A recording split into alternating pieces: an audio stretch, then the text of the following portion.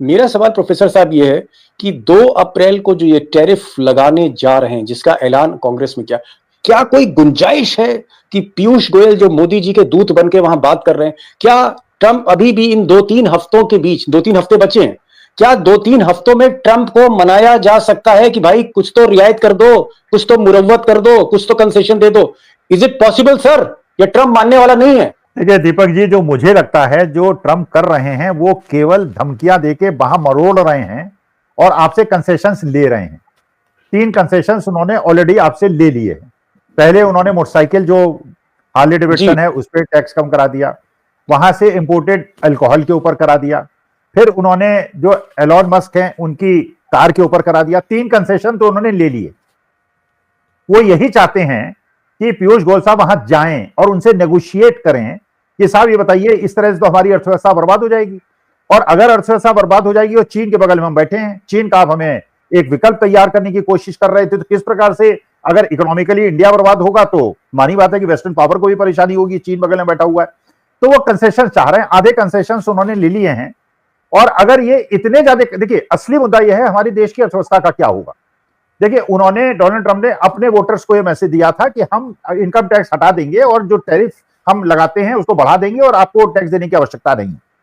जो स्थिति है, रुपया जो कमजोर हो रहा है, जो आपने कहा, देखिए रुपया कमजोर होने में एक्सपोर्ट में फायदा होता है, इंपोर्ट में नुकसान होता है। तो इंपोर्ट में तो नुकसान हो ही रहा है, एक्सपोर्ट में फायदा हो सकता था। अगर अमेरिका टैरिफ लगा देता है तो एक्सपोर्ट में भी फायदा नहीं होगा, तो इंपोर्ट में भी नुकसान होगा और एक्सपोर्ट में भी फायदा नहीं होगा, तो हमारी अर्थव्यवस्था खराब होगी। लेकिन डोनाल्ड ट्रंप का जो ऑब्जेक्टिव है, अब वो कितना मरोड़ पाएंगे, कितना रस निकाल पाएंगे हमसे, कनाडा से, मैक्सिको से, चाइना से, लेकिन उनका अल्टीमेट ऑब्जेक्टिव ये है कि भैया तुम लोग जो है मुझे कंसेशंस दो, मुझे अपने वोटर को जवाब देना है कि अपने देश के लिए नेशन फर्स्ट जो हम कह रहे थे वो कह रहा है नेशन फर्स्ट। जी, एक चीज आप कह रहे हैं कि ट्रंप जो है बाह मरोड़ते चले जा रहे हैं। ठीक है, मोदी जी को दर्द महसूस हो रहा होगा और ये भी बात सही है कि इसका कोई इलाज भी नहीं दिख रहा।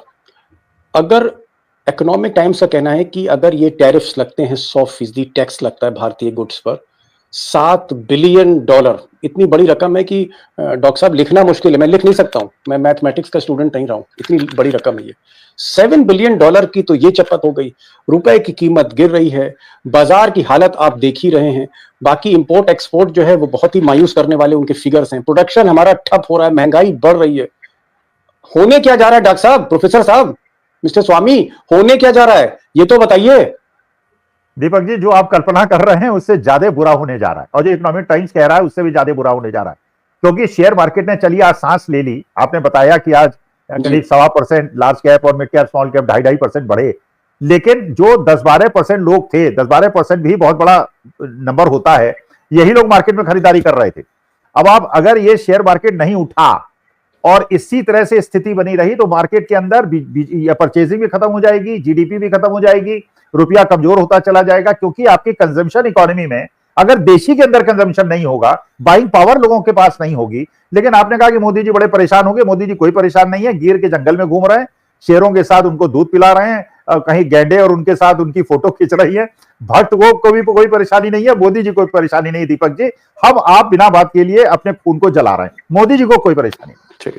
हम आप अपने खून को जला रहे हैं, वो जो है मोदी जी को इसका बहुत ज्यादा कोई फर्क नहीं है। रिटायरमेंट मोड है, या उनको लगता है कि 3 राज्य जीतने के बाद सत्ता जो है उनका कुछ बिगाड़ नहीं सकती, whatever may be the reason, वो तो हम बात की बात है। मैं जरा प्रोफेसर चतुर्वेदी जी के पास जाऊंगा। चतुर्वेदी जी, क्या, क्योंकि आप लोगों के माइंड रीड करते हैं, ट्रंप साहब को कभी मिजाज समझते हैं, आप उनका बिहेवियर समझते हैं, ट्रंप ये गीदड़ भपकी दे रहे हैं या ट्रंप बहुत सीरियस हैं, या ट्रंप जैसा कि प्रोफेसर अखिल स्वामी कह रहे हैं कि उनको सिर्फ और सिर्फ अमेरिका की परवाह है, बाकी किसी की परवाह नहीं? क्या हम ये माने कि ट्रंप अभी और नुकसान करेंगे और मोदी जी की ये जो दोस्ती है, दोस्ती का कोई मतलब नहीं होता जब 2 देशों के रिश्तों की बात होती है? इंडिविजुअल्स डोंट मैटर, कोई दोस्ती का मतलब नहीं है मोदी जी की? मैं समझता हूं कि आपकी बात, जो आखिरी बात है, वो ज्यादा सही है। अब डोनाल्ड ट्रंप के लिए मोदी जी की जो पहले 4 साल पहले, 5 साल पहले जो दोस्ती थी, उस दोस्ती का अब कोई मतलब नहीं रह गया है। और शायद आपके साथ ही किसी दूसरे कार्यक्रम में मैंने कहा था कि मोदी जी का जो व्यवहार ट्रंप के प्रति रहा था चुनाव के पहले, डोनाल्ड ट्रंप उससे बहुत चिढ़े हुए हैं।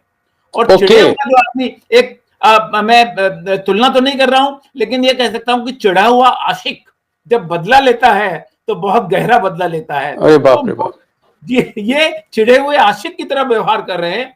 और जब भी किसी भी देश का नाम आता है, टैरिफ तो उन्होंने कनाडा के लिए कम किया है, मैक्सिको बढ़ाया, मैक्सिको के लिए, चीन के लिए बताया, ब्राजील की बात की, यूरोपियन यूनियन की बात की।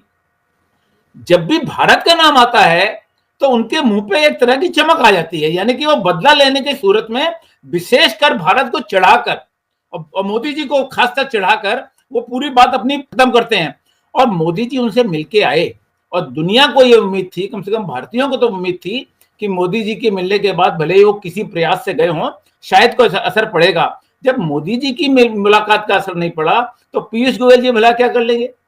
प्रोफेसर पांडे साहब, आप तो इकोनॉमिक्स पढ़ाते हैं और दिल्ली यूनिवर्सिटी में हैं। देश की जो अर्थव्यवस्था है, अगर मैं आम आदमी की भाषा में कहूं तो क्या हालात हमारे और बदतर होंगे, हमारी आमदनी और कम होगी, बेरोजगारी और बढ़ेगी, और जिस तरह से एक सिनेरियो बन रहा है इस देश का, मैन्युफैक्चरिंग है नहीं, एक्सपोर्ट्स हमारे हैं नहीं, शेयर मार्केट जो है वो ब्लीड कर रहा है, और इसके अलावा बिक्री नहीं हो रही है, मोटरसाइकिलों की बिक्री नहीं हो रही, कार की बिक्री नहीं हो रही, कंज्यूमर गुड्स नहीं बिक रहे, लोगों के पास परचेजिंग पावर नहीं है, पैसा नहीं है जेब में।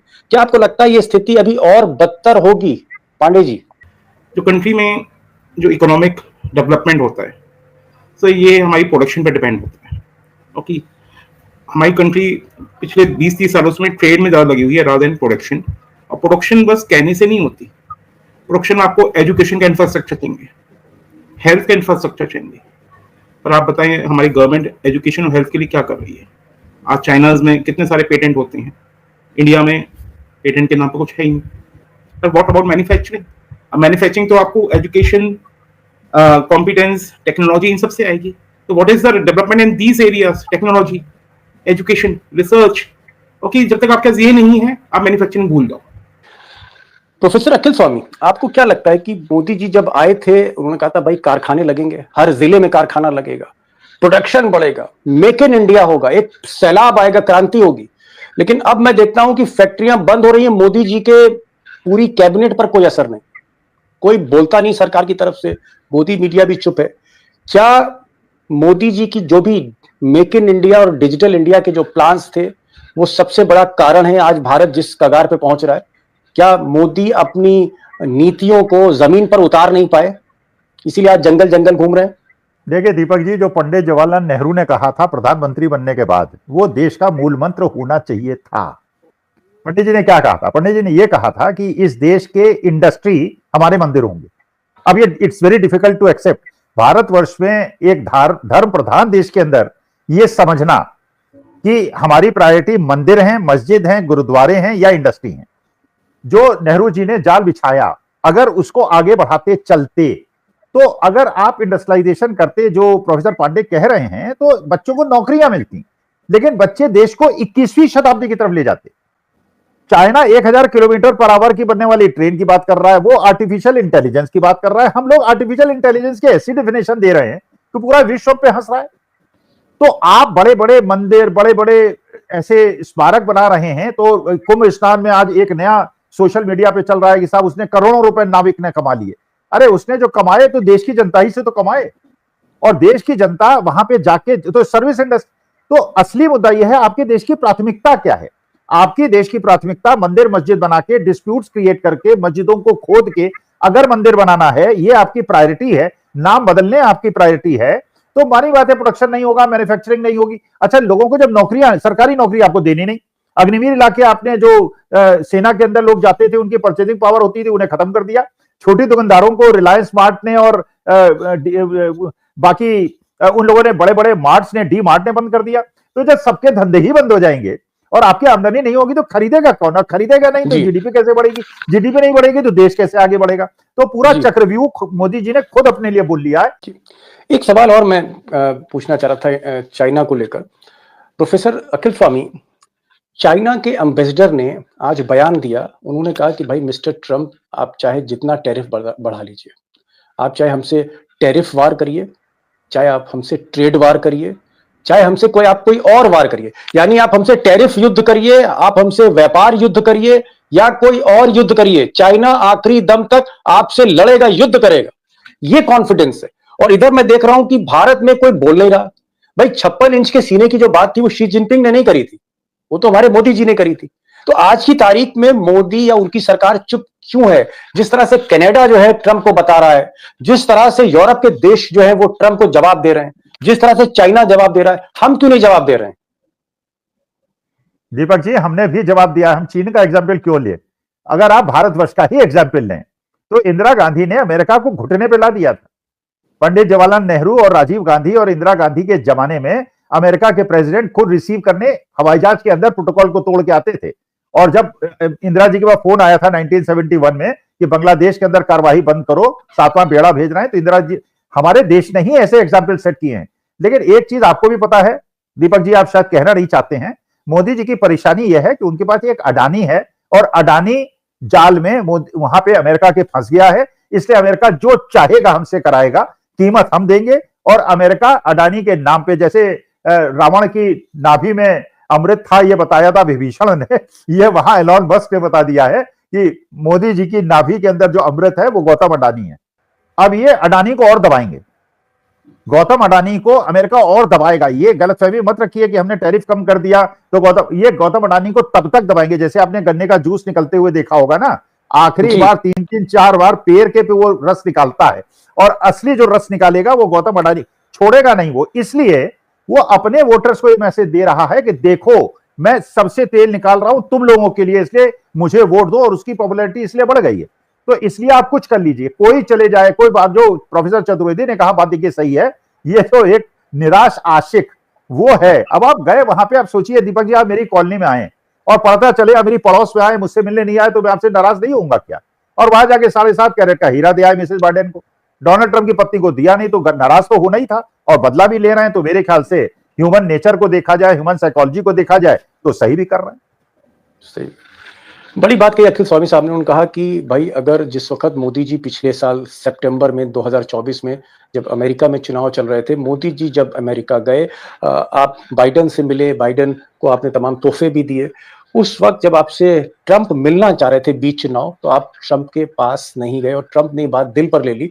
और शायद यही आरोप जेलेंस्की पर भी लगा, यूक्रेन के जो राष्ट्रपति हैं उन पर भी यही आरोप लगा कि आप पिछली बार बाइडेन को जिताने अमेरिका आए थे और ट्रंप को आप हराना चाहते थे। इस तरह का इंप्रेशन ट्रंप ने बना लिया है और कहीं ना कहीं ये जो दोस्ती है थोड़ा थोड़ा दुश्मनी में बदलती दिख रही है।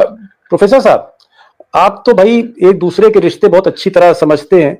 क्या ये जो रिश्ते हैं मोदी और ट्रंप के बीच में, इसको हम सब भुगत रहे हैं, इसको देश भुगतेगा, या कहीं ना कहीं आपको लगता है कि मोदी और ट्रंप के बीच में कोई कंप्रोमाइज हो जाएगा, कोई समझौता हो जाएगा और स्थितियां फिर से एक बार नॉर्मल हो जाएंगी? क्या नॉर्मलसी आ सकती है, या ये नूरा कुश्ती या ये इस तरह के तेवरबाजी ये सब चलती रहेगी?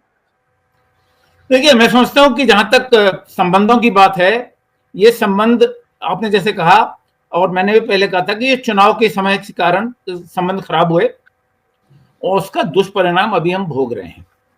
लेकिन एक बात मैं आपको बता दूं, भारत का जितना बड़ा बाजार है, भारत का जितना बड़ा कंज्यूमर मार्केट है, उस कंज्यूमर मार्केट को दुनिया की कोई भी आर्थिक शक्ति अब इग्नोर करके नहीं चल सकती।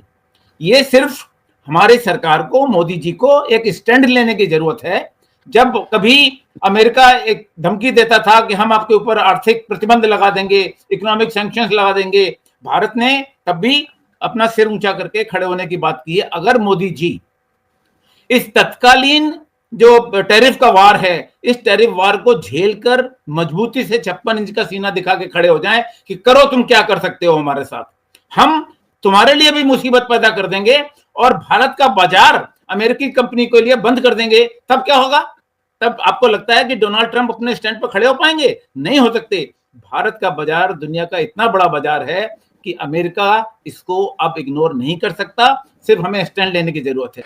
प्रोफेसर पांडे, आपको क्या लगता है कि जो हमारी आर्थिक स्थिति आज है, क्या आपको लगता है कि अगर मोदी जी फैक्ट्रीज लगाएं, कारखाने खोलें, इंफ्रास्ट्रक्चर खड़ा करें, बिजली सस्ती करें, पानी की व्यवस्था करें, कुछ नियम कानून में बदलाव लाएं, क्या अगर ये सारे काम पिछले 10 साल में हुए होते तो आज जो हमारे कारखाने हैं, आज हमारा जो उत्पादन है, हमारी जो मैन्युफैक्चरिंग है, भले हम चीन के बराबर ना होते, लेकिन कम से कम थोड़ा हम स्थिति बेहतर होती, आपको लगता है? सर मैं एक बात बताता हूँ, एक पहले हमारे यहाँ 5 ईयर प्लानिंग होती थी जो अब खत्म कर दी गई है। कि 5 ईयर प्लानिंग में हमारा लॉन्ग पर्सपेक्टिव होता था कि हमें ये ग्रोथ रेट पाना है, ये करना है हमको। हाँ यस, मतलब 5 ईयर के प्लान होते थे। आप देखिए किसी कंपनी को भी ना अपना 5 ईयर का बजट लेकर चलता है। तो जब हम किसी छोटी मोटी कंपनी का ही 5 ईयर का बजट लेकर चलते हैं तो देश को तो आप बिना इस प्लानिंग के चला नहीं सकते। इन्होंने आते ही 5 ईयर प्लानिंग खत्म करी। क्यों करी? तो आपका लॉन्ग टर्म पर्सपेक्टिव तो वहीं से छूट गया। अब आप बोले हो कारखाने, ठीक, कारखाने ऐसे नहीं खोलते। आज आप कारखाने में वो चीज बना दो जो टेक्नोलॉजी आउटडेटेड है, तो कौन खरीदेगा? चाइना तो आपसे टेक्नोलॉजी एडवांस प्रोडक्ट बना रहा है। तो आप कारखाने खोलने से कुछ नहीं होगा, आप वो वाले प्रोडक्ट बनाओगे जो टेक्नोलॉजी आउटडेटेड है। कारखाने खोलने से कुछ नहीं होगा। तो वर्ल्ड क्लास प्रोडक्ट होना चाहिए।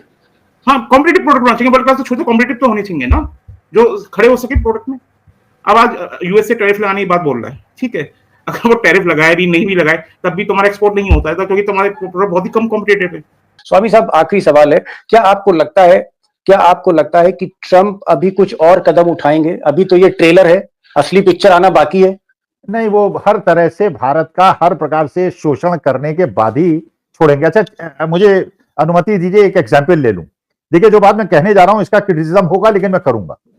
देखिए, आप दिल्ली से मुंबई एक वो बना रहे हैं हाईवे, आपने दिल्ली से देहरादून एक हाईवे बना दिया। देखिए, देश की स्थिति के परिवेश में बोल रहा हूं। पहले जब आप दिल्ली से देहरादून 6 घंटे में जाते थे, रास्ते में मेरठ में रुकते थे, मुजफ्फरनगर में रुकते थे, आप 4 जगह रुड़की में रुकते थे, कहीं केला खरीदते थे, कहीं आम खरीदते थे, कहीं रेस्टोरेंट में बैठते थे। अब जब आप 2 घंटे में हाईवे से चले जाएंगे तो रास्ते के जितने दुकानदार और होटल बर्बाद हो गए। आपको याद होगा, जब आगरा हम लोग कार से जाया करते थे तो 2 जगह रुकते थे। जब नैनीताल जाते थे कोसी कला में रुकते थे। अब क्योंकि आपने ऐसे हाईवे बना दिए कि आदमी 3, कहने की बात है कि साहब, अमेरिका से प्रेरणा लेके हिंदुस्तान के अंदर अगर इंफ्रास्ट्रक्चर आप बनाएंगे तो देश बर्बाद हो जाएगा, जो हो गया। अब आज के तारीख में लोग उसमें बैठते हैं शताब्दी में, और यहां से 2.5 घंटे में आगरा पहुंच जाते हैं। रास्ते के सारे होटल बंद हो गए, सारे रेस्टोरेंट बंद हो गए, और सारे इंडस्ट्री बंद हो गई। तो अमेरिका को देख के अगर हिंदुस्तान बनाने की कोशिश करोगे तो इतनी ज्यादा बेरोजगारी हो जाएगी, और छोटा गरीब आदमी जो बेचारा मेहनत कश आदमी है, केले का ठेला लगाता है, आम बेचता है, समोसे बनाता है, उसका सारा धंधा ठप हो गया है। और बड़े बड़े वो इंटरनेशनल ब्रांड्स के मैकडॉनल्ड वो सब खुल गए हैं। वो इंटरनेशनल कंपनी पैसा कमाएंगे और भारतवासी जो है वो गंगा जाके कुंभ स्नान करेंगे। कुल मिलाकर हमारे पैनलिस्ट का ये कहना है कि भाई ट्रंप एक तो झुकने वाले नहीं है, मोदी जी की बाह मरोड़ रखी है। पीयूष गोयल जो मोदी जी के दूत बन के वहां पर गए हैं बातचीत करने अमेरिका से, शायद ही वो कुछ कर पाएंगे क्योंकि समय बहुत कम है। 2 हफ्तों का वक्त है और 2 हफ्तों में चमत्कार होने वाला नहीं है। तो 2 अप्रैल से ये जो चपत लगने जा रही है भारी भरकम टैक्स की, जिससे $7 बिलियन कई लाख करोड़ का नुकसान हो सकता है, ये सारी जो आप कह सकते हैं दुश्वारियां हैं जो घेर रही हैं, उसके बीचों बीच share market, economy, export, import, रुपए का गिरना, या फिर लोगों के हाथ में पैसा जो है कम होता चले जाना, और शोरूम में सामान है लेकिन खरीदार कोई नहीं है। सबसे बड़ी चीज ये है, मॉल जो है धीरे धीरे बंद होते चले जा रहे हैं। अगर आप ऑटोमोबाइल सेक्टर देखें तो मोटरसाइकिल और स्कूटर की बिक्री गिर रही है, कारें नहीं बिक रही हैं, और कई हमारी कंपनी जैसे टाटा मोटर से 47% शेयर नीचे आ गया है, जो हमारी टाटा और महिंद्रा जैसी कंपनियां थी। उधर इलॉन मस्क के लिए, टेस्ला गाड़ी के लिए रास्ते खोले जा रहे हैं। ये बहुत सी चीजें हैं, और इस बीच मोदी जी जो हैं वो जंगल सफारी में हैं। मोदी जी जो हैं वो कहीं ना कहीं अंबानी साहब के प्राइवेट जू में जो है उसकी मार्केटिंग कर रहे हैं। तो बहरहाल क्या होगा ये तो मुझे लगता है इस पर जब दोबारा मुलाकात होगी प्रोफेसर स्वामी से और पांडे जी से और चतुर्वेदी साहब से, और जब ये टैरिफ लग जाएगा और उसके बाद देश किधर बढ़ता है, मुझे लगता है कि एक बहुत ही सस्पेंस, एक बहुत ही अनिश्चितता का दौर है, और मैं तो कहूंगा आग का दरिया है और डूब के जाना है। तो बहरहाल thank you so much for joining this programme. Thank you so much professor साहब, स्वामी साहब, चतुर्वेदी जी, प्रोफेसर पांडे।